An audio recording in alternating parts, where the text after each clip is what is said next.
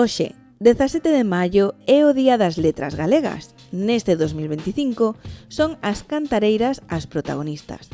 Adolfina e Rosa Casás de Cerceda, Eva Castiñeira de Muxía e as pandereteiras de Mens, Manuela Lema Villar, Prudencia e Asunción Garrido Ameijende, de Malpica de Bergantiños, son as escollidas que personifican esta homenaxe colectiva ás mulleres galegas que preservaron a lingua e crearon de forma anónima unha poesía popular transmitida nas cantigas.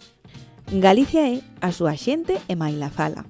E o legado destas mulleres, que quedaron opacadas pola figura do gaiteiro acompañado do tambor como figura icónica a finales do século XIX, deixando a cantareiras e pandereteiras relegadas ao anonimato, recibe hoxe xustiza grazas á Real Academia Galega, que escolle esta forma colectiva de homenaxe por segunda vez na súa historia para pôr en valor a estas mulleres.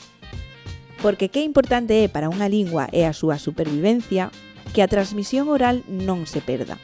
O galego sufriu prohibicións, a súa desaparición do espazo oficial, séculos oscuros, pero hoxe podemos seguir disfrutando deste fermoso idioma e dunha rica cultura porque o seu pobo a custodiou. E as cantigas, transmitidas de avoas a netas, dunhas veciñas a outras, fixeron posible esa conservación do noso patrimonio lingüístico e cultural. No século XXI temos novas formas de comunicación e espazos que temos que conquistar. E para este episodio especial teño o privilexio de contar con Orgullo Galego, unha iniciativa que espero que algún día teñan tamén o seu recoñecemento no Día das Letras Galegas, porque sen dúbida forman parte destos novos tempos, nos que toca loitar con outros medios para que o galego permanezca máis vivo que nunca. Benvido, Borxa. Moitísimas grazas polo convite e nada, a ver que podo aportar hoxe. Seguro que moito, porque tedes unha comunidade de máis de medio millón de persoas e además repartidas polo mundo. Como se chega a ese punto? Bueno, a idea inicial nada ten que ver co que se conseguiu agora, non? Si que esa idea inicial era pois intentar ter uns 10.000 seguidores no Facebook, non? E poder achegar o contido a un mínimo de xente, non? Pero todo foi indo a máis. Unha bola de neve, non? Sí. O obxectivo que conseguimos nun mes tiñámoslo marcado para 2 anos. Wow. Entón foi como, bueno, chegando todo sen querelo casi, e a partir de aí se houve que refacer todo e empezar, bueno, xa a mudar un pouco os obxectivos iniciais, non? Porque cando comezaches? Comezamos en xuño de 2016 no Facebook. Carai. Xa son anos. Sí. E nese momento simplemente era ter unha conta de Facebook que algún día poderíamos conseguir 10.000 seguidores e poder achegarlle, bueno, contido nesa rede social. Sí. E agora, todos eses anos despois, temos, bueno, moitísimas redes, moitos máis seguidores, non? Pero foi algo que non tiñamos en mente. Que non era un obxectivo, era... Para nada, vamos, para nada. Nin siquiera podía ser un soño porque non sabíades que tiñades ese soño, vaya. Non. Eu sí que dicía, bueno, eu creo que 10.000 sí. Incluso, bueno, a ver si 15.000 tal. E agora temos isto que é unha barbaridade. Unha barbaridade, é un orgullo, nunca mellor dito. Sí. É unha responsabilidade e é algo que, bueno, o que estamos a desfrutar moitísimo e que o Gallá viva moitísimos anos. Seguro non? que sí, porque ao final persoas como eu que non teño un galego fluido, que cóstame moitísimo, que fun castelano parlante sempre, criei-me en Vigo, nun Vigo dos anos 80, onde isto conto sempre, que eu non escoitaba galego máis que no Xabarín Club e no colexio. De feito, eu penso que Xabarín Club para a miña xeración foi un dos grandes preservadores da lingua, non? Porque fixo que, pois, nenos como eu, que miña nai é de Venezuela, meu pai de Cataluña, non tiñamos galego a ningures, pois poidésemos, polo menos, escoitalo, acostumar o oído e que non sea unha lingua extraña, porque creo que eso é o primeiro paso. E despois o difícil que é para un neofalante, non? Decir, vou a empezar a intentarlo. Claro, sí. Eu sempre digo que a situación actual do galego temos que analizala pensando en No caso de Vigo, por exemplo, eu sempre digo, no 2008 foi a miña primeira experiencia laboral, foron unhas prácticas nun centro de día aquí en Vigo, e claro, era toda xente maior, galegofalante, claro, das parroquias de Vigo, do Berbés, etcétera, xente con 80, 90, incluso 100, 103 anos, non? Xente que naceu xa a principios do século XX, e eu cando falaba con eles, dicíalles, bueno, cando vos erades cativos, o galego falábase xa en Vigo, ou era como agora? E todos dicían, non, home, cando nos éramos cativos, Vigo falaba galego todo o mundo, quizáis un pouco menos na zona máis céntrica, un pouco menos, pero todo o mundo. Entón, a raíz aí, eu empecé a investigar, atopei datos, non, que decían que nos anos 20 máis o 65% da xente de Vigo falaba galego, 70, non? E agora chegamos a unha situación, non, que non supera o 20%. Entón, eu sempre digo, para entender a situación actual temos que ver que pasou aí, porque houve un cambio tan drástico. E coas bases que temos agora, pois intentar que coa xente que, as circunstancias que sexa, pois foi educada en castelán ou ten dificultades para falar galego, pois ir integrándoa pouco a pouco nese mundo que é o galego, non? Porque sempre digo que os castelán falantes e hoxe son os galego falantes do futuro, non? E ademais temos algo bo que a inmensa maioría da xente de Galicia que fala castelán ama a lingua galega e deféndea, está moi a favor dela. É máis como unha cousa de costume, non? De como estou acostumado a falar castelán, como que me custa, me dá vergoña equivocarme, ou non teño no meu círculo con quen practicalo, que isto pasa moitísimo. Ou podes sentirte o raro moitas veces nun sitio, non? Eu fun educado en castelán, mudei xa hai bastantes anos, aínda que son desa xeración que tivo a sorte de que os seus avós sempre falaron galego, e ademais a gran maioría dos nosos avós as dificultades para falar en castelán moi altas, xa non digamos os bisavós, non? E facer ese cambio é duro, é complexo. Eu o meu primeiro cambio vino, ademais, cando cheguei a Vigo, curiosamente. Fíjate. Empecé aquí a estudiar nun ciclo superior en Teis, e cheguei ese día e dixen, bueno, vou a comezar a falar galego aquí, e non, foi progresivamente aí. Bueno, no instituto. Sí, foi aí no ciclo, e éramos 21 e éramos 3 galegofalantes. Aí foi o meu primeiro paso, a decir, non, aínda que sexamos minoría, eu vou falalo igualmente. Logo, pouco a pouco, fun incorporando, a miña parella teño a sorte que é galegofalante, entón xa levamos toda a vida falando galego entre nós. Que guai. Moitos dos meus amigos tamén galegofalantes, entón foi como un proceso gradual, e eu creo que ese é o proceso que ten que vivir todas as persoas que a día de hoxe pois falan castelán, non? Eu creo que é o mellor proceso e o que che vai axudar a... É que é realmente tal como contas, o sea, houbo os nosos avós galegofalantes tiveron fillos castelanoparlantes e netos castelanoparlantes. Polo tanto, a seguinte xeración, eses avós desaparecen, son bisavós. Claro, quen teña a sorte de ter un bisavó, porque claro, van morrendo. Por desgracia son mortais, non son inmortais. Entón, claro, esa historia vai como en fuga, ¿no? Entón, a única maneira de que ocurra é pois con exemplos como os dos meus amigos que comentaba, ¿no? De que fixeron o esforzo de decir, no, espérate, que meu fillo, se eu non lle falo, non lle falará, porque miña nai non fala, meu pai non fala, e os meus avós han desaparecido da escena. Efectivamente, e ademais é curioso, non? E non hai o Xabarín Club, perdón. Non hai o Xabarín Club, claro. É que para mí é a gran pérdua en Galiza. Para min, personalmente, foi a gran campaña de chegar o galego a xente nova, máis grande de todo o século XX. Non hubo nada igual. Nada igual. Achegounos, bueno, palabras, expresións, manda truco. A onda vital xa, boutes na quizar miñoca, ou sexa, pero foi un xeito de achegarnos ao galego moi importante. E agora sí que é frustrante non ver que agora hai novas sagas, Son Goku. Eu sempre conto tamén que cando fun ver unha película de Dragon Ball ao cine, foi hai 4 ou 5 anos, máis ou menos. Estaba en castelán, Cataluña estaba en catalán, no País Vasco estaba en euskera, e aquí... Este é un melonazo, porque pásame un pouco isto, de que os debuxos que eu vin en galego, gustaríame que o meu fillo os está disfrutando agora, pero en castelán. Era como, que oportunidade perdida, porque se estiveran en galego, eu poría estes debuxos en galego, vale, pero ti en Netflix ou Amazon Prime ou tal, non tes o galego como opción. moi pouquiño. Comeza a ver, pero hai moi pouquiño. E ademais que para min, o galego ten que estar presente no sistema educativo, lóxicamente, pero creo que ter unha ferramenta tan potente como son os debuxos animados, que os rapaces e as rapaces reciban eso en galego, en un xeito de integrar o galego, de que o vexan como algo normal, moi natural, efectivamente. E non só natural, senón gozosa. Para min, o Xabarín, isto parece unha oda ao Xabarín Club, Que, bueno, non sei se falaremos hoxe do Celta, pero o papel que está facendo o Celta co tema do galego a chegarlle á rapazada é, bueno, a maior campaña que está vivindo Vigo na súa historia, creo eu. Tamén. Sí. Logo tocamos para que non quede aí, pero ao final o tema de que o Xabarín Club non eran só debuxos, como dixeches, era música. Claro. Heredeiros a Cruz ou o que fose, non? Rastreros diplomáticos. E de repente ti, aunque non estiveras falando galego na casa ou na rúa, tiñas esos estímulos culturais.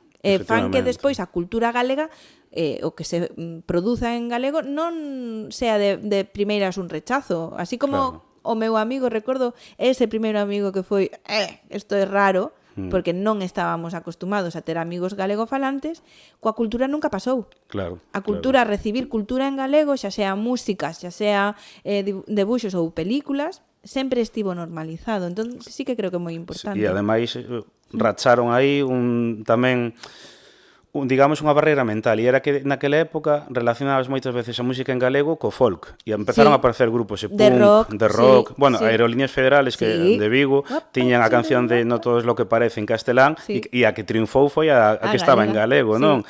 E quero dicir, conseguiron achegar o galego tamén a sectores musicais que daquelas tiñan unha presenza moi minoritaria, non? E é algo, pero é curioso tamén, sempre digo que daquelas había moito máis galegofalantes e había moitos máis complexos e presuizos, e a día de hoxe hai moitísimos menos galegofalantes, pero hai menos presuizos. Ou seja, eu sempre digo, hai 2 anos, creo que foi 3, as Tanxugueiras meteron, bueno, decían 50.000 persoas, supoño que eran menos, pero meteron 25.000, 30.000 persoas en Castrelos. Hai grupos en música moi diversos facendo música en galego. Daquelas, a música en galego, gaiteirada, é o que se decía sempre. E agora xa hai trap, xa hai, bueno, ska, rock, o sea, quero dicir, somos na actualidade unha xeración que tamén fale galego, fale castelán, estamos combatindo e pelexando eses presuizos, non? Que foi o que nos trouxo a esa situación. O sea, os nosos avós educaban en castelán aos seus fillos, ou dicíanlle, non fales galego, un pouco vergoña, para progresar. Lembro aí con eses vellos no centro de día que decían, que nós, cando viñamos pa aquí, intentábamos falar castelán en Vigo, na cidade, porque senón éramos os paletiños, tal, o sea, e ese foi todo, quero dicir, a lingua galega aquí foi sempre a lingua da xente do povo, non? Non foi en Cataluña ou no País Vasco, as clases dominantes, ricos, falaban... Era burguesía, falaban eses idiomas, pero aquí non. Para min, que a miña familia está tan mezcladiña, cando estaba en Cataluña, moitas veces que debatía con xente de ali, lles decía, claro, pero que non entendedes a diferenza. O sea, o catalán ha estado protegido polo que é a burguesía, ou tedes unha sensación de falar catalán mola. Nós, os galegos, temos a sensación, os meus avós, por exemplo, os que emigraron a Venezuela, eles falaron toda a vida entre eles en galego, con acento venezolano, que é moi simpático. A miña nai non, en castelán. E recordo a nós, cando éramos cativos, que viñan de vacacións, era como, pero están aprendendo gallego para qué? A nós falábanos en castelán. Claro. E a sensación era, no, que vergüenza. Ai, por favor, no, que eso é pues eso, de pobo, de paleto, de tal, e estas cousas... Estás aí rumia, e hai unha diferencia brutal, Estamos comezando aínda agora esa fase de prestixiar o idioma, que se vese tal, pero en Cataluña do País Vasco eso xa sucedía, aquí sempre foi a lingua do povo e hai normas xa e leis dende o século XVI que chamaban a combatir e eliminar o galego da rapazada. Eso, de feito, hai un libro que é o Libro Negro da Lingua Galega, de Carlos Callón, que documenta todo eso dende o século XV. E diste, e con todo, toda esa xente de abaixo chegou cunha lingua viva ata o século XX, non? Ben entrado. Dicían, aparte, que a comezos do século XX o 99% da sociedade galega falaba galego e non sabía falar castelán. E É que é increíble, se o pensas ben é increíble, é dicir, toda unha sociedade batallando para hacer desaparecer unha lingua e non o consigue. E non o consigue. E no momento histórico onde máis poderíamos estar disfrutando da lingua e da cultura nosa sen represión, sen prohibicións de ningún tipo, hemos sido nosotros mismos, ¿no? Sí, sí. Pero eu creo que eso ven todo desas bases asentadas atrás, porque claro, a represión contra o galego non foi só no franquismo, xa había antes. Sí, claro. O franquismo foi quizáis moito máis duro. Sí. E asentou unhas bases, uns complexos, nun momento que logo nos anos 70, 80, xa en democracia, as cidades foron medrando, non? Sí. E dixeron, bueno, un cambio de vida, abandonamos esa sociedade rural e deixamos todo que foron educándonos durante séculos e que era algo de paletos para falar coas vacas, tal. E houve esa grande transformación. E eu creo que ese complexo chegou ata os nosos días, creo que se está a combatir e que está a desaparecer, e que a xente pois fale un idioma ou outro, ve o galego, que eu creo que iso é algo moi bo, que o castelán falante vexa o galego como un idioma da súa terra, que quere defender, que quere promover. Sí. Incluso aunque él non o fale, que é bonito. Claro. E digo, e por que non normalizamos que se pode ter conversacións bilingües? Se ti estás cómodo falando nun idioma e eu noutro e nos entendemos, podemos falalo sen a sensación de estar sendo maleducados. Efectivamente. Sería maravilloso, porque sería o primeiro paso, non falo para sempre, pero sería como un primeiro paso para que na rúa se escoitase moito máis galego, por exemplo. É que, de feito, por exemplo, na situación do galego, sucede moito. Aquí en Vigo hai moito máis galego falante do que pensamos, pero está oculto. E eu vivo moitas veces, mira, houve un exemplo hai uns meses, outubro, novembro.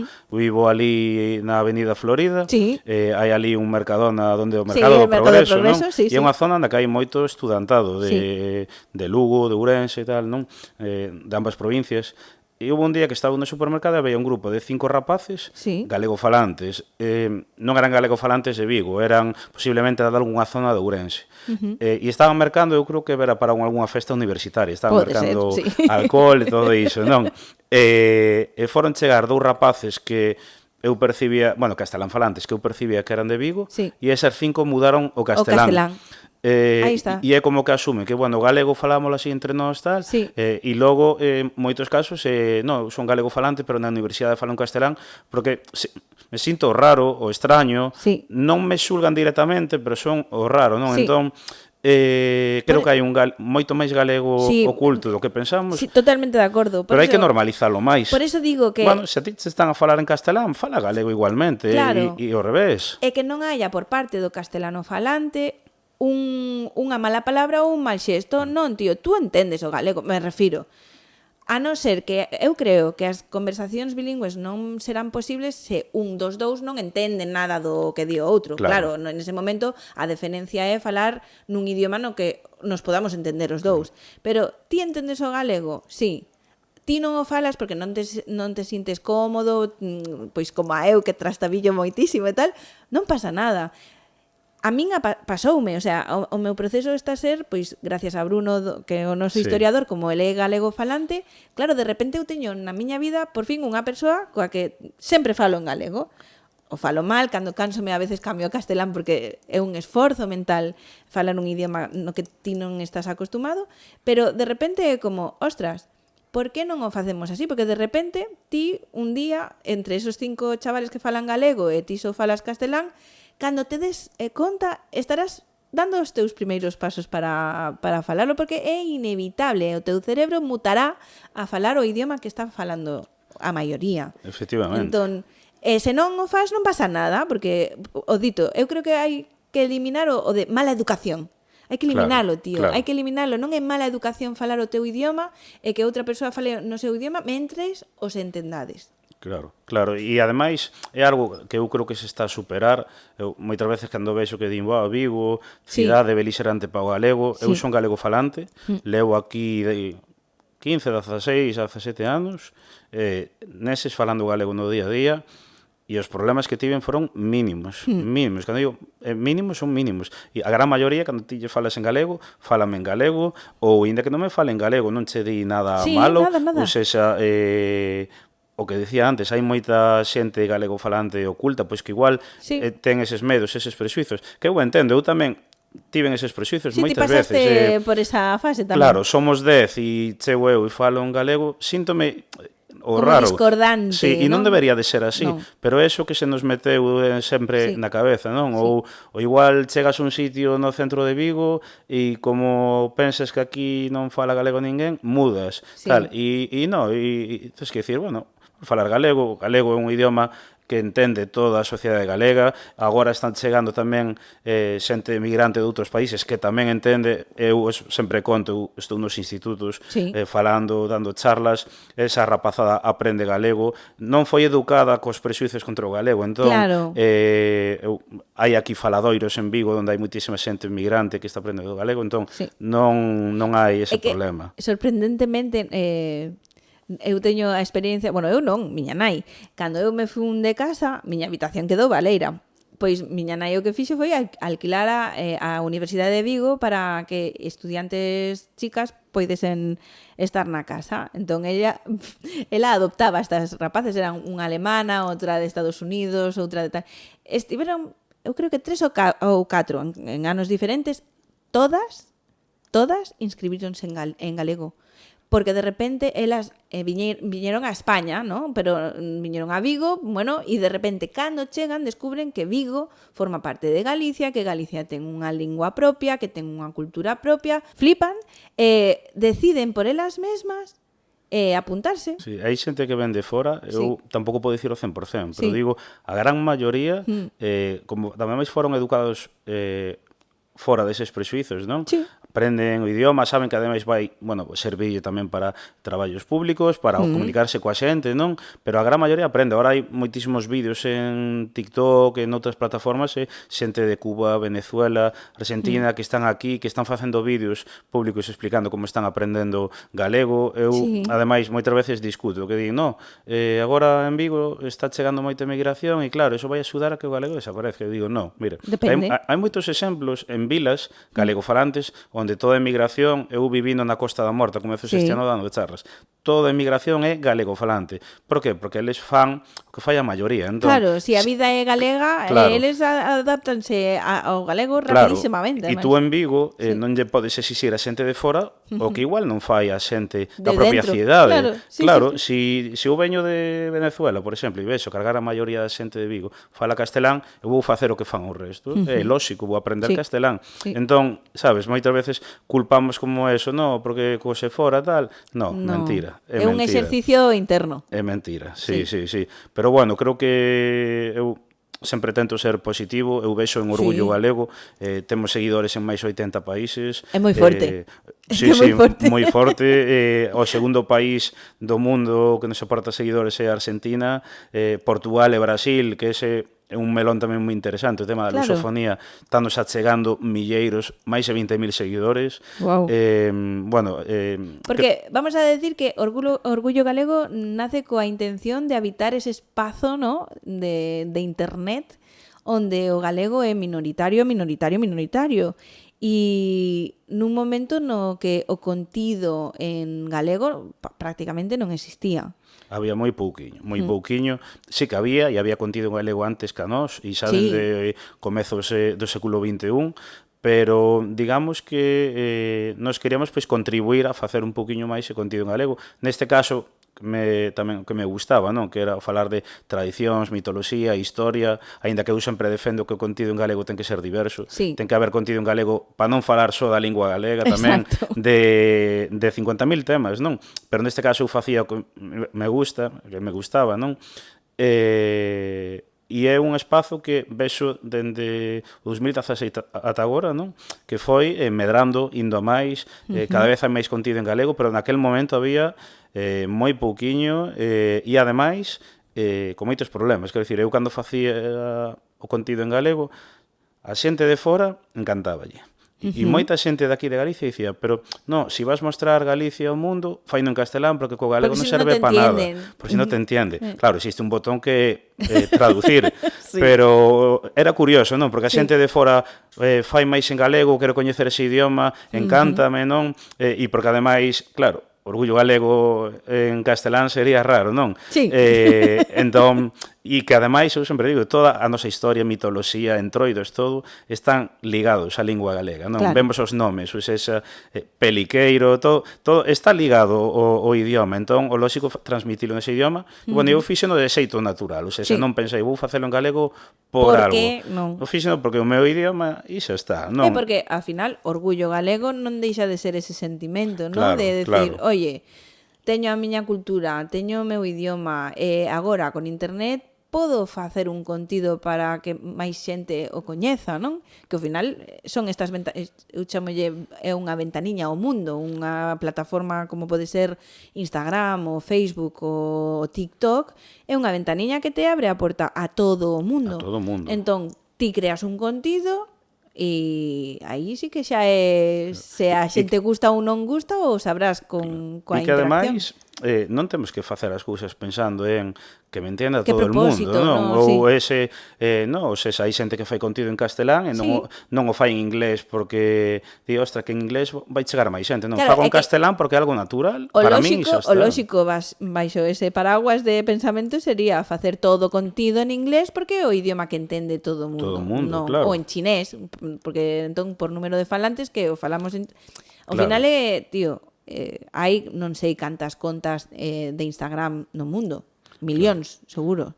Ti non lle dixo a unha persoa que fai unha conta de Instagram en castelán que faga en inglés para chegar a máis xente. Claro. Sin embargo, cando yo din a alguén que fai contido en galego que faga en castelán, son presuizos. Sí. Son presuizos.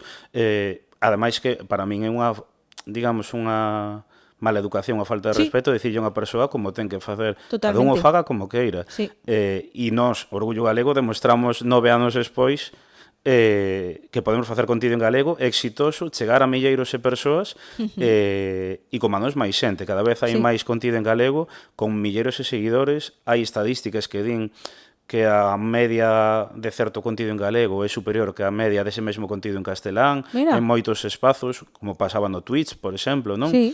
Entón, quero dicir, hai que rachar ese presuizo. Hai estadísticas tamén oficiais que din que o número de galego falantes non se corresponde co uso e co emprego do galego, non, nas redes sociais. Ou seja, hai unha porcentaxe de galego falantes que usa o castelán nas redes sociais, non? Entón estamos tamén pelexando para iso, para, bueno, se queres publicar un chío en Twitter, faino en galego. Se queres facer un vídeo en galego no Instagram, por que non? Por que Non pasa non? nada, non? Sí, pero sí que é certo que cando te enfrentas ás redes sociais e te enfrentas a descoñecidos, hai que tener cuajo para recibir críticas, refírome. Se ti sabes que creando un contido en galego de repente vas a estar recibindo comentarios gilipollas, tes que ter como cuajo para decir, bueno, si alguien me escribe cualquier gilipollez, lo dejo aí aparte y ya está, ¿no? Y non todo o mundo lle gustaría enfrentarse a iso, entonces é difícil. Ao final o que hai que traballar tamén é, pois, o que decías antes, o respeto. Claro, e É dicir, empatía, non tes que decir nada a ningún creador de contenido en canto a creación do seu contenido. Si te gusta o ves, e se non te gusta, non o Non o ves. ves. Pero tener que decirlle a unha persoa, ay, ¿por qué no lo haces en castellano? E tú, ¿por qué no lo haces en francés? Es que... Claro, eu creo que é a empatía, o respeto. Sí. Eu tiven sorte nese sentido, que Orgullo Galego sí que recibiu comentarios así, pero non tantos como podría ser, tendo en conta a capacidade Sí. Que ten o proxecto, non? Pero sí que recibo comentarios, cando son porque hai comentarios Sí. esos, son respetuosos e non o fan a mal. Ok. Porque é un presuizo que teñen tal, entón explícaxo, e eu sempre son moi didáctico, explícollo e acaban entendendo. Vale. E quen o fai insultando por falta de respeto, eu a miña política neso é borrar e baneado. Sí, E eu fora, fago o mismo. non... Non sei quen me dixo, Erika, pero eso al algoritmo non le gusta. Digo, me da igual. Claro. Non vou consentir nos meus nas miñas redes sociais ningún tipo de mala palabra nin nada. Se o comentario é como ti dis, con respeto, pode abrir un debate, se pode debatir con respeto, non hai problema. Pero unha persoa que veña faltando a un dos meus invitados, está completamente elimino que non. Porque ademais hai xente nos comentarios que interactúa, non? Pois Sí. os teus seguidores, as Sí, túas sí, seguidoras, non? Se esa xente recibe comentarios, insultos, tal, ao final que vai facer? Deixar de consumir o teu contido? Claro. Porque ti non queres recibir No, ese tipo Obvio. de comentarios, non? Entón, eu creo que eu nese sentido política dura e quen falta o respeto, quen humille, quen sexa un acosador, etc., fora. E no contido en galego, en TikTok, por exemplo, e en Twitter, non digo mayoritario, pero hai bastante, e é bastante desagradable ter que recibir comentarios así cando ti fas as cousas con toda a ilusión do mundo, con ganas, que queres ver. Podes dicir, bueno, isto non me gusta por isto, pero non insultarte, non. Eu entendo que ao final, moitas veces cando dicimos, tes que ter lombo para saber levalas. Sí e non. Ou seja, sí, pero non deberíamos ter que chegar a iso. No, claro. Entón, bueno... Claro, o traballo a futuro é poder ter unhas redes sociais que sean como cando caminas pola calle. O sea, eso, cando ti estás pola rúa, non tes o medo de que alguén apareza de repente, que falda máis fea tienes, ou que pelo máis horrible, ou que te has mirado guarra. O sea, estas cousas na rúa non pasan. Só pasan en internet. É o que decimos, por que faz cousas nas redes sociais que logo non farías na realidade, non? Exacto, sí. E ademais logo, xusto estes días hai unha polémica porque hai perfís aí que eran anónimos en Twitter que se dedicaban a espallar odio que agora descubriron quenes eran de verdade e esa xente está falando de que me están acosando, están descubrindo, non? Quero dicir, se o que levas facendo durante anos, vertendo odio sobre a xente, sinalando a persoas, non sabes asumir as consecuencias, non o fagas. Por que non pos, digamos, a túa cara para xerar ese tipo de contido? Por que? Non, entón, é un tema delicado, pero bueno, eu, por exemplo, en Orgullo Galego nese sentido, teño a sorte de ter unha comunidade moi xa, moi respetuosa, hai xente que fala galego, xente que fala castelán, hai xente dun pensamento, xente de outro, todo o mundo é benvido, sempre que, bueno, que lle guste o contido que fago, que non lle guste, non pasa nada, non hai que gustarlle a todo o mundo. No, claro que non. E nese sentido estou moi contento porque, salvo excepcións, a verdade é que a xente moi ben. E como estades a captar as novas xeracións? Conseguides? Sí e non. Sí e non. Ou seja, a media de idade que máis seguidores nos aporta é a que está entre 24 e 35 anos. Vale. Que é xente nova, para nós é xente nova, pero igual unha persoa de 13 anos di, bueno, non tanto. E esa é a media de idade que máis seguidores nos aporta. E logo a segunda é de 35 a 44, tamén a de 18 a 24 temos, e temos aí un pequeno, baixón, que teñen 15, 16, 17... Dos primeiros usuarios, digamos. Dos primeiros usuarios. Pero eu tamén o entendo, ou seja, ti cando tes 15 anos... Claro, consumir historia de Galicia, mitoloxía... Non te interesa nada. Suena a colegio. Claro, efectivamente. Suena a deberes. Claro, deporte en galego, bueno, todas esas cousas, non? Ter como... Eu fago conversas pois en moitos temas, mitoloxía, sobre entroidos, sobre con grupos e música. Aproveito que o dis para que a xente sepa, porque estades en moitísimas redes sociales, por decir todas, pero que logo tedes podcast. Bueno, non sei se son podcast ou se pode considerar podcast ou son conversacións. Son conversas en Twitch e en YouTube, e que logo subo a formato podcast no iVoox e no Spotify, e que, bueno, estou aí traballando pouco a pouco para melloralas, non? Pero eu entendo que ese tipo de contido, pois que a un rapaz de 13, 14, 15 anos non lle interesa. Se lle fai bola.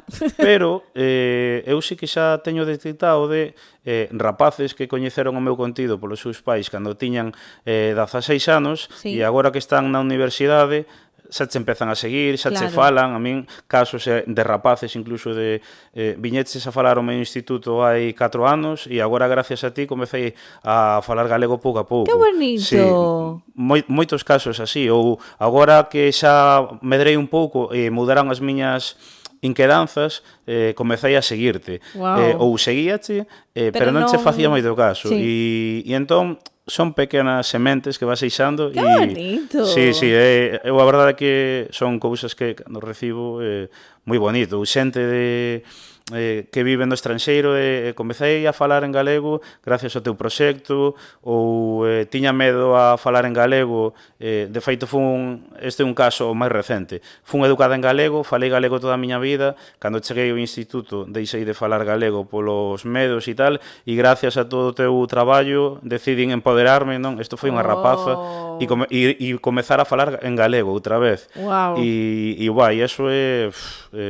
Bueno, é objetivo cumprido. cumplido, check. O Sí, sea, sí, basta sí. que unha persoa soa sea a que che di algo así, xa está, Sí. xa valiu a pena. Sí, sí, ou Todo. casos, eu tive un tamén recente de facer unhas infografías sobre Sí, nomes animais en galego, non? sí. E que algunhas das primeiras palabras das súas fillas fosen lendo esas infografías, non? Golfiño, xabaril, Oh, non sei que, por e favor, aparte mandarame un vídeo e foi, bueno. qué emoción. Sí, eu son unha persoa que chora pouco porque son moi reservado. Sí, Conservo moito, quero dicir, reteño moitas emocións. Pero pero ese día, derribouche. sí, sí, sí, Eso no, claro. sí, sí, sí. Jo, va, es que é moi forte. Al final, eu o dicía na intro, pero o dicía en serio. É dicir, quizáis algún día, porque non, as letras galegas a orgullo galego. É dicir, al final, creo que un día como hoxe o que trata é de homenaxear a todas esas persoas que facilitan esa transmisión, sea oral, sea escrito, da nosa lingua e da nosa literatura. Eu creo que o estades a facer. Quizáis será unha historia colectiva tamén, e falarán de todos estes creadores de contido que creo que nese espazo tan xigante que é a rede estades a crear un espazo galego, non? E a animar a xente a que creen contido e que se fale en galego nas redes sociais, porque ao final forma parte tamén do teu día a día e da lingua, non? Claro, e ademais hai, xa digo, contido en galego agora mesmo moi diverso, de Sí. deporte, de ciencia, de maquillaxe, unboxings, de temas banais, sin máis, sí. bueno, sobre música, bueno, moitísimos temas, non? E iso é algo bo, non? Que a xente diga, bueno, eu E quero humor, hai moitísimo humor en de humor galego tamén, que se agradece en moitísimo. TikTok eu cada 3-4 meses co perfil de Orgullo Galego vou seguindo contas en galego, Sí. non? E hai 15-20 días fixen así un repaso e dixen, madre mía, en 3 meses pareceronme de golpe, o algoritmo mostroume 50 contas novas e digo, madre mía, que pasada. Curioso, a gran maioría son mulleres, Sí. a gran maioría ademais, cando digo a gran maioría é igual o 80% do que me mostra, Guau. e contido moi diverso, atopei de unboxings, de anime, de mitoloxía, de moitos temas, e é algo moi bo porque hai que adaptarse aos novos tempos. Non queda outra e o galego é unha lingua tan válida como outra calquera para chegar contido en redes. Claro. E eu sempre digo, non é unha lingua que sexa mellor que ningunha, pero tampouco pior. Claro, é unha lingua. É unha lingua, Se é claro. a túa lingua, utiliza. Claro. É que creo que a Claro. veces, por eso digo que a política moléstame, porque a política fai enturbia todo. A lingua eres ti. O sea, e de feito hai estudos que sinalan como un cerebro cambia en persoas políglotas, como cambia incluso a personalidade, que é moi forte, cando ti cambias de idioma, cambia a túa maneira de incluso estar, porque cambia a fonética, cambia todo, ¿no? Entón, se ti falas galego, vive en galego. Claro. Non pasa nada. Ten que ser un idioma tamén para ir ao banco, Claro. para ler, para cantar, Claro. para ir ao pub a bailar, Sí. para todo. O sea, para cantar en balaídos, Sí. para todo, para todo. Eso, recuperemos o Celta, que senón se nos olvidará. que está implicando o que está facendo o Celta?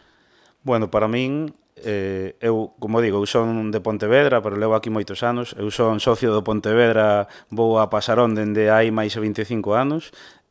Pero o Celta está conseguindo algo importantísimo, que é achegar o galego nun espazo amable, de ocio, divertido, non? Eu que vou moitos institutos de Vigo a dar charlas, hai rapaces que hai 3 anos, 4, dicían, no, eu contacto co galego agora mesmo é mínimo, ou eso coa asignatura de galego. Agora xa che din, no, é que no Celta a maioría dos cánticos que temos son en galego, a megafonía en galego, van poñendo música en galego, as súas redes sociais son en galego, incluso hai pouco mostraban como os contratos tamén son en galego, e ademais están dando a coñecer a cultura, as tradicións. Entón, que unha imaxe como Celta de tanto prestixio achegue todo iso a xente en xeral, pero a xente nova tamén é tremendo. Algo tan sinxelo pois como ir cos teus amigos a Balaídos e que neses 60 minutos estés ali cantando en galego, animando o Celta en galego, é tremendo e eu creo que o papel que está tendo o Celta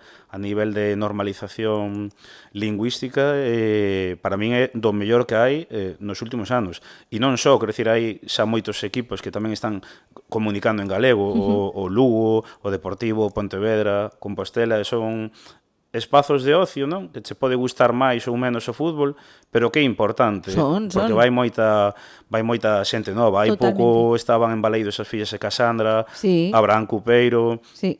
Entón, son cousas que eu creo que suman e que, sobre todo, que falábamos ao comezo, que prestixian o idioma dun xeito importantísimo. Ver que xogadores o Celta, incluso no seu momento, decirlle aos xornalistas no, ti és un xornalista galego, faime a pregunta en galego que eu falo en galego. Xa, ver que figuras de autoridade normalizan tanto o idioma, eu creo que é algo que vamos a valorar no presente, pero sobre todo no futuro. E iso volve ao que decía ao comezo, que Vigo é unha cidade moito máis amable co galego que o que crean os prexuizos, non? E iso así. E Coruña seguro que tamén, ollo, que moitas veces din Vigo, Coruña, Ferrol, seguro que digamos que a visión que se ten do galego nesas cidades nas que actualmente o uso do galego é pequeno, non? Seguro que é moito mellor que o que pensamos. E esas son as bases para mudar a situación do galego. Totalmente. Para min... Estamos a punto de rematar e non quero perder a oportunidade para... Que lle dicimos ás persoas que, como eu, falamos moi mal galego? Bueno, eu primeiro, hai un dito que é o de único o galego mal falado e o que non se fala, non? Sí. Que eu sempre uso ese dito para as persoas que comezan a falar galego.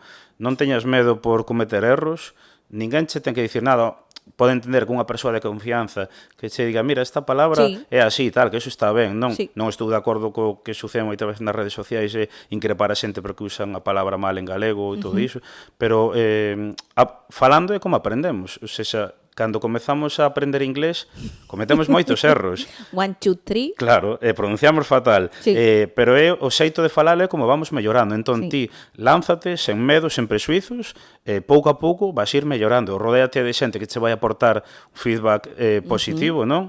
Eu moitas veces en Orgullo Galego cometo erros e hai xente pois que por privado manda unha mensaxe, mira que hai isto tal, eu super agradecidísimo, porque creo que hai formas de trasladar as cousas, non? Entón, sobre todo, non ter medo a facelo, facer un cambio gradual, pouco a pouco, non, se é no caso das redes sociais, non ter medo a que facer ese contido en galego non ten por que triunfar, quero dicir, non todo ten que ser un contido exitoso. Non. Pero en galego pode serlo tamén. Eu, de feito, grazas ao Orgullo Galego, dedícome profesionalmente a isto dende o ano 2021, ou seja, que podemos facer contido en galego e vivir deso. E vivir deso, claro. Entón, pero non ter medo a cometer erros, porque falando é como se mellora. E se alguén che di algo malo... Nin caso. Nin caso. Exacto. E de que maneira podemos nos... digamos, que recursos temos para mellorar o noso galego, que estén así de fácil acceso? Orgullo Galego, por suposto, estar nas redes, porque tedes Instagram, TikTok, tedes que máis? Facebook. Spotify, temos listas de música en galego, temos un grupo de Telegram e outro de WhatsApp, temos unha newsletter, temos YouTube, a Taberna de Orgullo Galego, temos logo polo correo, enviamos todas as semanas unha newsletter que estamos comezando agora a fortalecer, temos páxina web, orgullogalego.gal, temos ali unha pequena tenda, temos tamén Blue Sky, de todo, temos redes de todo tipo, e é un espazo no que a xente pode aprender e mellorar o seu galego. Logo hai proxectos que tamén, traballan iso. Aí, eu de feito xusto estou traballando agora cun proxecto que é cursos.gal, que te axuda, digamos, onde podes sacar cursos como Celga 4, Celga 3, tal, e que te axuda pois a poder aprender ou mellorar o galego. Logo tamén hai plataformas como en agalega.gal, onde hai series, películas, debuxos en galego. Ah, que guai. Que aí podes ver as series todas de antes, os 90. Sí, están aí. Están aí. Ah. E actuais tamén. É agalega.gal. Agalega.gal, espérate que me lo anoto aquí. Sí, e aí tes todo. Vale. E logo tamén hai páxinas onde che din todo contigo en galego que hai en redes sociais. Un deles é, por si me lembro o nome, é Asociación Cultural Obradoiro Digital Galego. Wow. É para notar. Sí. E aí todo o contido en galego que hai en YouTube, en iVoox, en temáticas, en formato. Logo en YouTube hai unha canle que é Alobeira Today, que che mostra todas as canles de YouTube en galego, que tamén é un xeito de poder aprender, non? Sí. Tamén a música en galego, en Spotify, que hai moita, non? Ou seja, hai moitísimos recursos cos que poder aprender galego. Tamén, pa xente que di, esta palabra non sei se é así, pois hai a páxina da Real Academia Galega, academia.gal, que aí poden comprobar tamén. Bueno, hai moitísimos recursos que che poden axudar a mellorar, pero o mellor de todos é falalo. De feito, hai moita xente que está facendo os seus podcasts en galego e o primeiro contacto que teñen coa lingua galega ou os seus vídeos TikTok. Entón, sí, e despois a nivel social, refírome, hai algún tipo de, así como podes ir a un bar e hai los miércoles hablamos en inglés en este bar, hai cousas así en galego? En Vigo hai os faladoiros que teñen redes sociais, que se buscades faladoiros Vigo, xa saben, e ali a xente vai todos os mércores, o de 4 a 4, no UF, e así, e xúntanse, falan en galego de diversas temáticas e practican. Eu puiden ir varias veces e hai xente pois de Madrid, de Venezuela, xente de aquí que simplemente quere mellorar o seu galego, non? E ese, por exemplo, unha ferramenta moi interesante. Está guai porque por un lado podes socializar, é dicir, coñecer xente que non coñecías, estas cousas sempre axudan. Sempre recordo a psicóloga nosa que di a importancia de pertenza, de socializar, e despois, eso, practicalo. Porque se te pasa o que a min, que agora sí teño algunha persoa coa que practicar, vale, pero se non tes ninguén con que practicar, claro, é complicado. Claro, e ese é un espacio moi importante. E logo librerías, bueno, eu poño exemplos de Vigo, pero en cada cidade verá, por exemplo, a librería Cartabón, que é un espazo cultural no que hai charlas todas en galego, no que a xente que atende é galego falante, venden moitísimos libros en galego de moitísimas temáticas, hai espazos, digamos, nos que poder chegarte o galego e poder practicar, non? E que pasa? Que moitas veces hai xente que non atopa eses espazos, entón crean eles mesmos nas redes sociais, que tamén está moi ben. Tamén está guai. Tamén está moi ben poñer unha mensaxe no Instagram en galego, pois é un paso co que poder practicar, non? Totalmente, totalmente. Que guai. Todos estes recursos creo que son utilísimos e que van a axudar a que no futuro non teñamos unha noticia tan triste como a que recibimos este ano con esas estadísticas de que parecía que o galego estaba mermando e que iba a desaparecer. Eu entrei en pánico, en plan, non pode ser, jolín. Sí, o galego está na súa peor situación da súa historia, de máis de 10 séculos. Estamos nunha situación moi complexa porque levamos falando este tempo, non?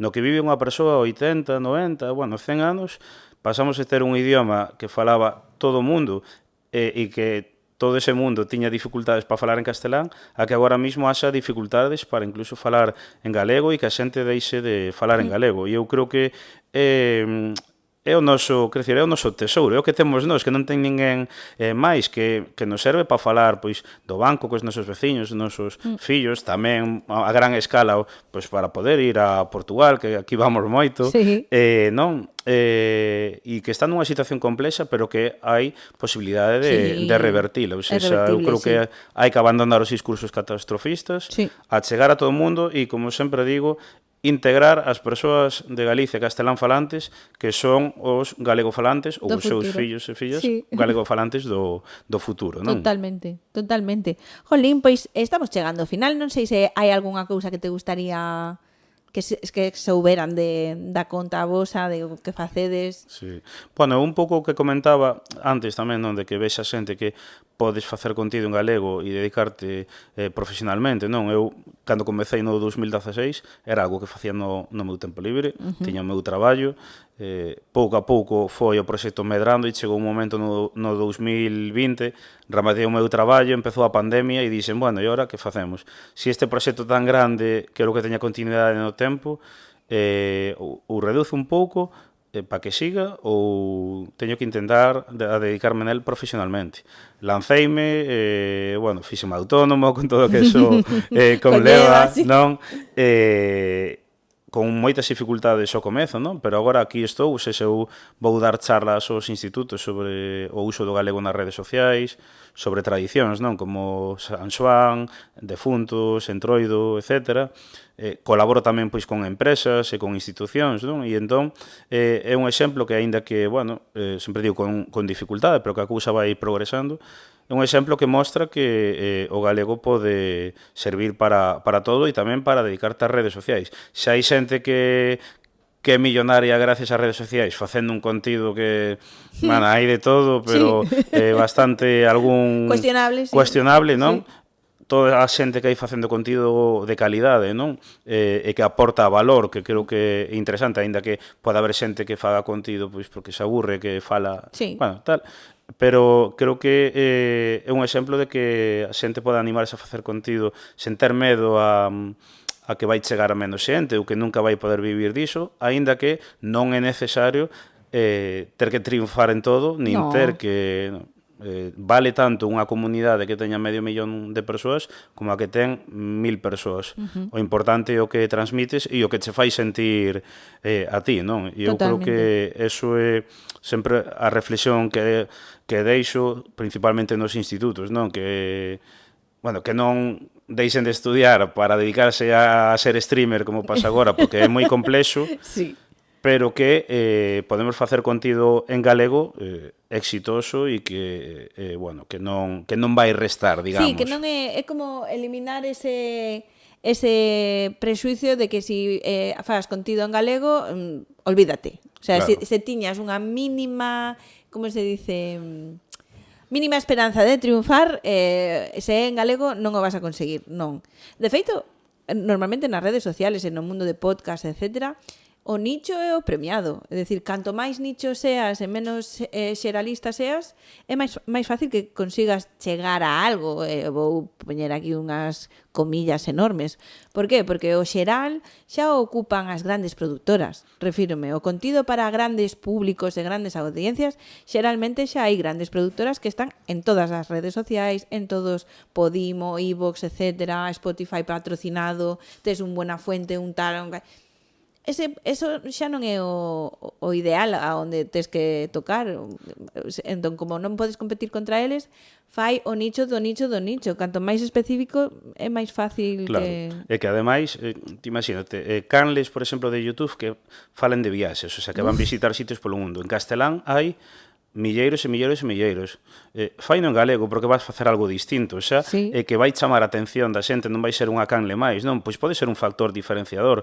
E ademais vas a diste, bueno, non vas a chegar aos 6.000 millóns que hai no planeta, pero vas a ter o teu nicho, claro. Que eso é interesante, e vas a chegar moita xente tamén de países que fala portuguesa, non? Entón o tema do nicho é moi importante e sobre todo que vai axudar o galego, porque, claro, vivimos nun mundo no que a globalización ten cousas boas e ten malas. Para min as malas é que cada vez somos máis iguais. Vestimos iguais, escoitamos a mesma música, incluso veñen tradición culturais, non, de fora que nós xa temos aquí, que deixamos helado, como no caso do defunto Samaín, Halloween, non? E entón, a súa vez, hai xente que tamén di, no, eu non quero perder a miña cultura, vou poñela en valor, e iso é un xeito de mostrar ao mundo, porque hai moita xente que quere coñecer esa diversidade, porque o bonito deste planeta Terra é esa diversidade que temos, non? Efectivamente. De culturas e linguas, e razas e persoas, de todo, non? E incluso de como un mismo postre pode ser chamado de tantas formas diferentes, porque tes a filloa, que é o frixuelo, que é a crepe, e que é, non? E que vas por todo o mundo dicindo, pero si es máis ou menos lo mismo. No, porque cada zona, dependendo da súa Irán historia... hai as súas, claro, sí. pero vemos, sí, é sí, hai... super bonito, sabes? Claro, Sí. que aquí non hai trigo e hai maíz, pois facemos unha tortilla mexicana. E estamos máis conectadas as culturas o que pensamos. Eu, hai pouco, gracias ao antropólogo Rafa Quintía, descubrín tamén que nas figuras en Troido, que aquí temos o peliqueiro, hai figuras no leste de Europa e no norte de África que tamén lle chaman peliqueiros. E diste, nos seus idiomas, claro, diste, joa, que conectados estamos todas as culturas, non? E moitas veces fascinámonos coa mitoloxía nórdica e non sei que, e digo, ostra, que aquí temos unha riqueza mitolóxica, aquí temos sempre digo nos institutos, temos unha figura que se chama Troneiro, Nubeiro, non? Que vai lanzando treboadas e todo iso, e que nalgúnas historias, nalgúnas zonas, ten un martelo tamén, e digo a xente, que vos sona iso? E dinche todos, a Thor, digo, pois aquí tamén o temos. Entón, sin despreciar o de fora, non? Pero vamos a promover e a defender o noso, que é un pouco que busco. Totalmente, e de feito, isto, sabes onde o escoitei? Cando houbo a polémica coa Sirenita de Disney, que había xente defendendo a cultura africana que decía que non queremos limosnas. Nós temos en África unhas mitoloxías tremendas sobre sireas e sereos que non lle teñen nada que envidiar a de Hans Christian Andersen, non? E digo, claro, es que a veces eclípsanos, non? O que é Hollywood ou o máis vendido ou o máis tal, e non somos capaces de ver o que hai aquí. E para min a mitoloxía galega é un flipe, é unha cousa que me flipa dende pequena, todas estas figuras que hai na auga ou que hai as moras, os duendes que hai aquí, porque aquí temos uns duendes tamén, non sei, é como... E como se conservou todo eso, porque, que diste, África ten unha riqueza mitolóxica impresionante, cada cultura ten a súa, e aquí en Galicia, agora recentemente, estamos no 17, pero a comezos de maio, non? Todo o tema de poñer as xestas nas portas da casa, nos coches, todo o significado que ten eso, en San Xoán, o tema das ervas de San Xoán, que se está a recuperar moito. Eu, en Orgullo Galego, eso noto, dende que comezamos no 2016 con eso. Que te preguntan, non? Cales son as ervas? Teño un artigo que é o máis visto da páxina web, que ten máis de 700.000 visitas, que é sobre como facer as ervas de San Xoán. Mira. E gracias ás redes sociais, moitísima xente, isto facía de pequeno ca miñas aboas, ahora vou facer coas miñas fillas. Que guai. Quero dicir, que... hai unha globalización que nos está uniformizando máis, pero a vez tamén hai unha resistencia cultural no que a xente quere preservar o seu e pasa coa mitoloxía tamén. O sea, hai unha riqueza aquí. Si tiveramos esa produción de cine tan importante, poderíamos falar de Santa Compaña, Mouras... Isto o falei moitísimas veces con Bruno tamén polos episodios históricos vividos aquí, ¿no?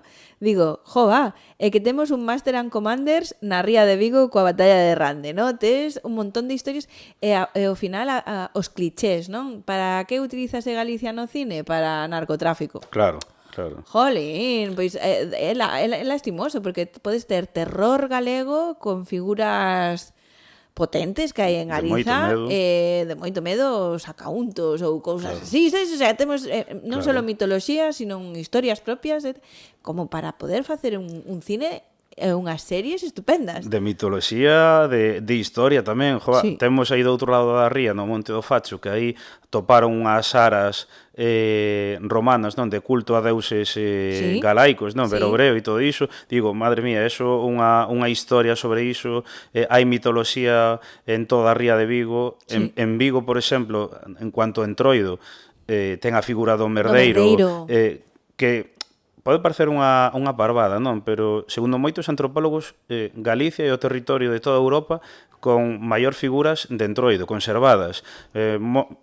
Posiblemente competindo con Bulgaria, que é unha zona que ten moitas figuras de Entroido, pero temos unha riqueza enorme, temos o que poder facer de todo, temos a sorte de que se conservou ata tempo recente, e ainda hai xente maior que cree na Santa Compaña. Pero non só que se conservou, sino que se conservou a pesares de todo lo que non está escrito, casi todo é oral, Tradición oral. Sí, ou conservado nun baúl na casa despois pois restaurado. A mí me parece, vamos, que di moitísimo do que é a cultura galega e o carácter do galego tamén. E coñecemos moitas veces máis de fora que o de aquí. Eu sempre conto, recentemente en Nadal fixeron uns vídeos sobre figuras, sobre trasnos en Nadal. Agora están vindo todo isto dos elfos Estados Unidos e tal. Aquí temos varios trasnos en Nadal, un deles está recollido moi cerca de aquí, en Pontevedra, non? Que son os trubincos, que son os trasnos que saen en Nadal,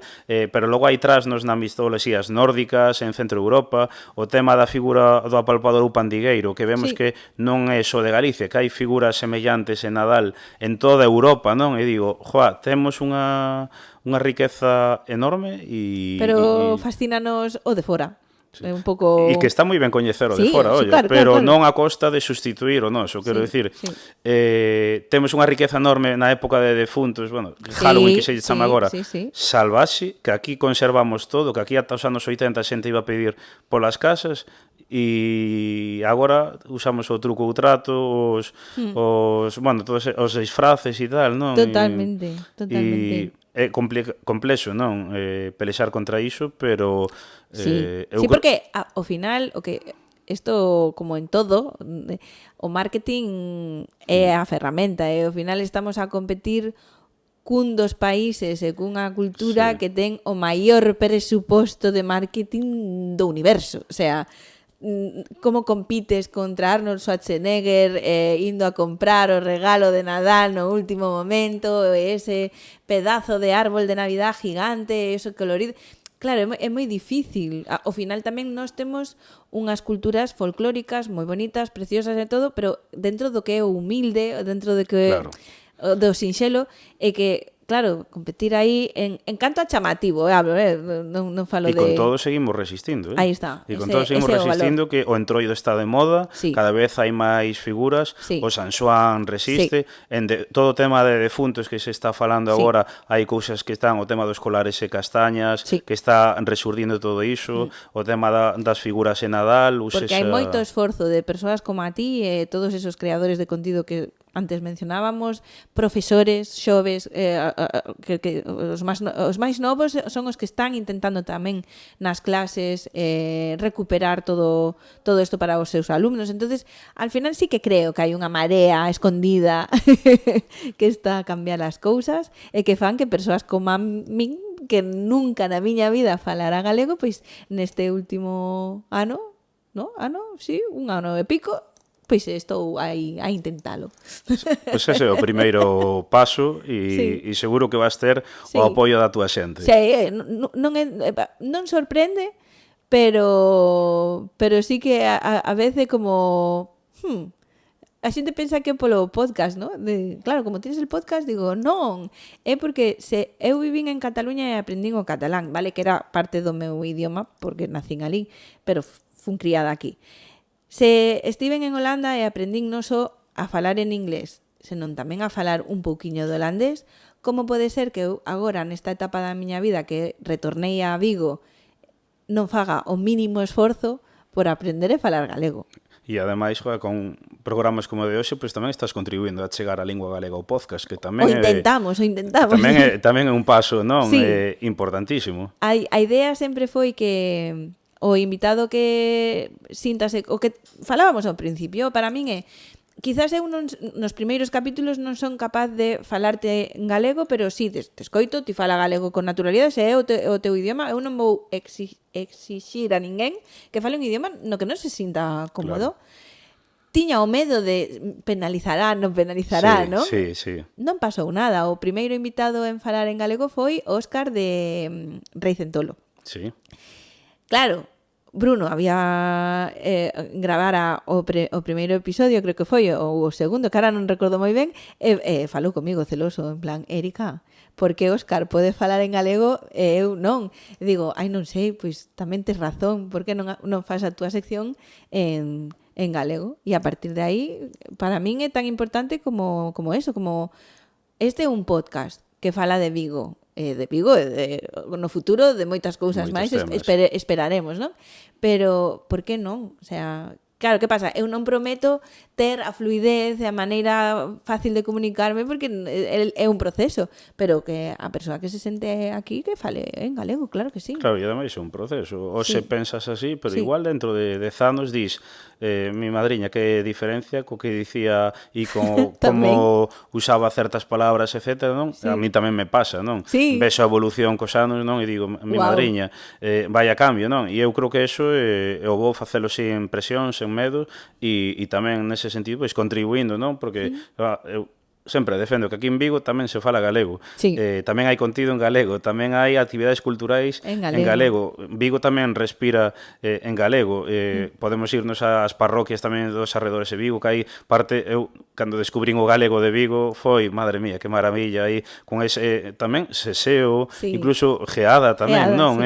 Que existe, non? E que hai que... Eu, de feito, un dos meus obxectivos, facer un pequeno documental recollendo a fala tradicional de Vigo, é algo que me encantaría, pero que está a desaparecer tamén. Sí, e porque é diferente, non é o mesmo a xente de Zamáns, a xente de Beade, como cada zoni, é que eu creo, fai moitos anos, falaranme de que en filoloxía, pero non recordo de que, estudiábase Galiza, precisamente pola variedade lingüística que hai nun mesmo territorio. Claro, durante tantos anos non houbo un idioma normativo, o idioma era o da familia incluso. O sea, un mismo pescado depende de onde vayas, chamase dunha maneira ou chamase de outra, non? Un mismo instrumento musical pode ter diferentes nomes.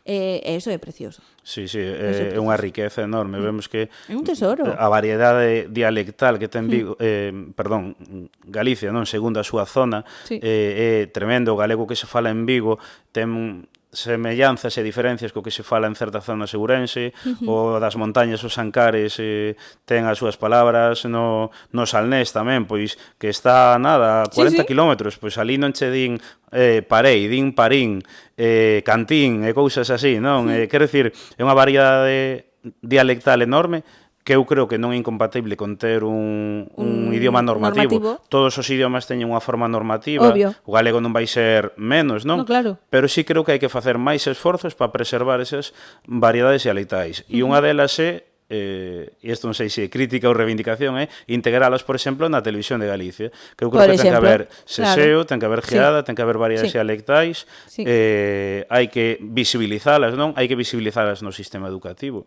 A min hai algo que sempre me pon moi nervioso, que no Entroido, por exemplo, segunda zona, pois din Entroido, Entruido, no oriente de Ourense din Entrudio, non? E nas zonas onde teñen variedades propias, moitas veces figura a palabra Entroido, que é a normativa, digamos, e digo, jova, colledes esas cartéis, todo o que facedes, facelo coas variedades da vosa zona, non? Nalgún sitio xa se fai, Viana do Bolo e por aí en Ourense, chamanlle Entrudio e ali usan esa palabra para todo, non? Pero que a miña maneira de velo é o que ten sentido. O sea, si eu, cando falo do Entroido, digo Entrudio, pero o meu cartel pone Entroido, o que non é lóxico que poña Entroido. Se todos o chamamos Entrudio, non? Claro, sí. E ademais que, jova, é a palabra da túa zona que usaron ali toda a vida, por dicir de algún xeito, non? Vamos a promover esa riqueza e que non é incompatible con ter unha forma normativa que é super necesaria e que temos que ter, porque eu é unha pelexa que teño moito en Orgullo Galego, moita xente pois critica o galego normativo e para min tamén é como un prexuizo que hai do pasado, ou seja, o castelán que aprendemos na escola non é o castelán de Valladolid nin de Burgos, cada zona de España ten o seu tal, non? E en Latinoamérica tamén, entón temos que ter unha forma normativa para ensinar, tamén para que a xente de fora aprenda, non? Respetando as variedades dialectais, non? Pero que ten que existir como un idioma normal, como cualquier idioma do mundo. Total. Bueno, Borxa, chegamos ao final.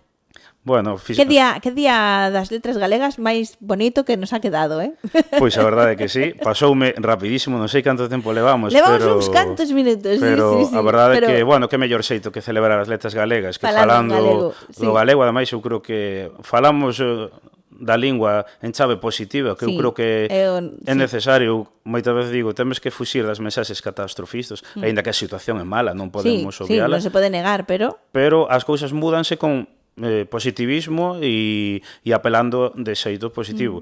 Si xa no século XV había normativas que chamaban a pegarlle os nenos que falaban en galego e con todo o galego sobreviviu, eu creo que agora tamén vai sair adiante. Claro, isto comparado con aquello, isto é un paseíto. Claro. Que pasa? Que ás veces, claro, este tipo de cambios levan xeracións, pues, a sensación é triste, ¿no? De tristeza, de, Dios mío, se está perdendo el gallego, e dis, bueno, espérate, porque seguramente os nosos fillos ou os fillos dos nosos fillos poderán estar vivindo en galego como viviron os nosos avós. Claro, non se sabe. E quizáis estamos asentando as pedras para un futuro máis próspero para o idioma e que con todo está sendo próspero. Hai unha semana dicía as tanxugueiras están a petalo, Baiuca, que é un estilo novidoso, está a petalo, no trap, Boyanca Costova, bueno, hai moitísimos grupos moi diversos que están a petalo. Eu, Baiuca, no mes de abril, creo que foi, non, antes, encheu en Compostela 4 datas consecutivas de pago. Quero dicir, hai hai un, digamos, hai un caldo de cultivo. Un caldo de cultivo aí, efectivamente, que nos está levando a un futuro próspero. Seguro que sí. Ha sido un gusto, Borja, de verdade, grazas por haber pasado este día con nós e por axudarme tanto no teu día a día, que ti, claro, ti o fas para todo o mundo, pero un o recibe para un mesmo, ¿no? É a sensación de, gracias, orgullo galego. Agora falo un pouquiño mellor. Así que desexote moitísimo éxito, que te sigan chamando de colexios, institutos o que faga falta, que podas seguir inspirando a outros e que recibas o Premio das Letras Galegas moi prontiño. Aí, Real Academia Galega, escoitade aquí, que aquí hai un futuro premio. Claro, eu aí, coa política que ten a Real Academia Galega, tería que levar 10 anos morto para recibilo. Eu non podo recibilos en vida, entonces, bueno, eu non me pecho, aínda que reciba 10 anos despois. Pero eso habería que cambiarlo, moi triste recibir un premio cando estás morto, non? Sí, a verdade é que sí. Habería que premiar os vivos, os mortos xa non sí. Que lástima. O premio, o recoñecemento do Día das Letras Galegas, se non me equivoco, tens que levar 10 anos falecido para poder... De feito, creo que este ano cúmprense... Si fanse 10 anos do falecemento de Xosé Neira Vilas, de Memorias dun neno labrego, que eu creo que en breve xa lle vai tocar tamén, pero quero dicir, sí que é bonito pois que ti en vida poides ver un recoñecemento. Eu non creo que o Orgullo Galego mereza tanto, pero igual nun futuro colectivo de persoas creadoras e contido en galego, totalmente de acordo, meréceno e bueno. É o Xabarín Club. E o Xabarín Club por tamén. Por favor, o sea, Xabarín Club precisa pronto dun premio de verdade, o sea, porque de verdade foi o grande preservador e divulgador de galego na miña xeración, que éramos todos castelanofalantes, pero sabíamos ben decir onda vital xa, e cando puseron o Xinxan en castelán, era arrepío, era como, que horror, que mal suena. E todas as series que viñeron nesa época, Prazos Combinados, Marías Vivas, Matalobos, etcétera, entonces, bueno, nada, eu xa digo, pola miña parte, darche as grazas por este convite, estive moi a gusto, parabenizarte tamén polo proxecto, porque xa che comentara que eu descubrino hai uns meses a raíz esa conversa con Alex, encantoume, estou aprendendo moitísimo de Vigo e tamén, pois que poida durar moitísimos anos este proxecto. Ojalá, o gallá, gracias. Graciñas. E nada, a vos, voy a intentarlo en gallego, e a vos, grazas por estar aquí unha semana máis con este tesouro que sería un tesourazo, e que os espero a semana que ven un novo tesoro que Vigo esconde. Ata a próxima. Chao, chao. Ahora sí.